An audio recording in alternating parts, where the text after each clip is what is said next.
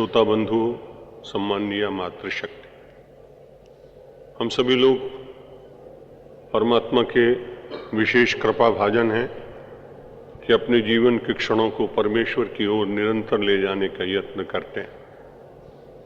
वे सभी लोग जो मानव तन प्राप्त करके आए हैं, अप्रत्यक्ष रूप से सभी के ऊपर परमात्मा की कृपा है, क्योंकि मानव का तन प्राप्त होना ही अपने आप में एक बड़ी उपलब्धि है। पर उसमें मानव तन प्राप्त करने के बाद मानवता, मनुष्य जीवन की सार्थकता, परमेश्वर के प्रति समर्पण के द्वारा प्राप्त होने वाली ऊर्जा, जीवन की शुद्धता और संस्कार से उत्पन्न होने वाला आंतरिक आनंद, इन वस्तुओं को जो लोग अनुभव करते हैं वे लोग विशेष भाग्यशाली। कल मैं निवेदन कर रहा था कि परमात्मा ने बड़ी कृपा करके हम सब लोगों को भवसागर से पार जाने के लिए बिना मांगे हुए ही एक नौका प्रदान कर दी।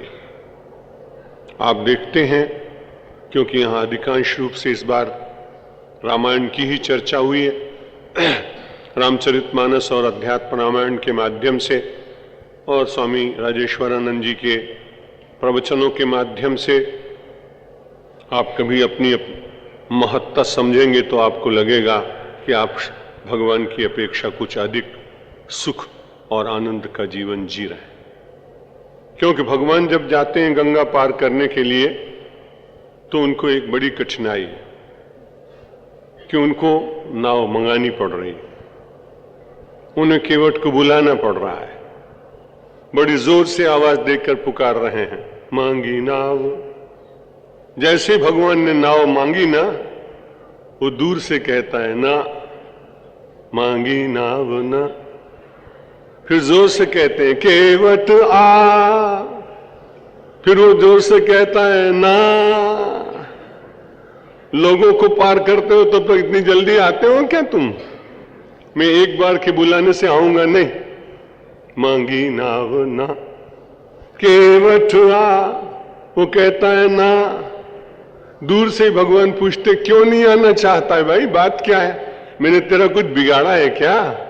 वो कहता है बिगाड़ा नहीं, कही तुम्हार मर्म मैं जाना, मैं तुम्हारे मर्म को जानता हूं। ऋषि, महर्षि, तपस्वी, साधक, अनुष्ठान करता इतने विश्वास के साथ कह नहीं पाते हैं कि मैं तुम्हारा मर्म जानता हूं।